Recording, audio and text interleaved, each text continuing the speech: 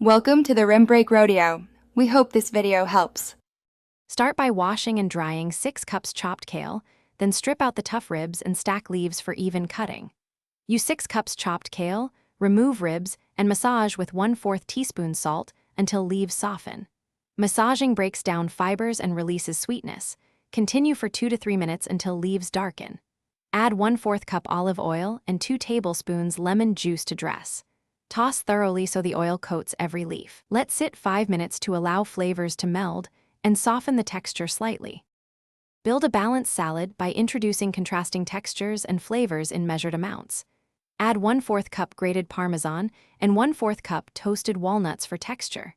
The cheese adds umami, while the walnuts provide crunch and a toasted nuttiness.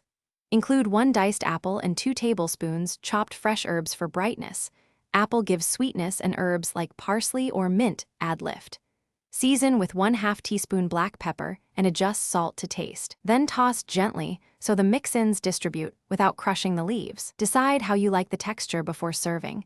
Immediate service keeps leaves crisp, while a short rest softens them.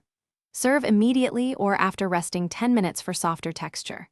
When plating, add a final drizzle of dressing and a sprinkle of extra cheese or seeds for presentation. Store leftover salad in an airtight container up to 2 days. Refrigeration preserves freshness but can wilt kale over time. Refrigerate dressings separately and use within 3 days when possible to maintain bright flavor and prevent sogginess from prolonged contact. Thanks for watching. Consider subscribing if we helped you.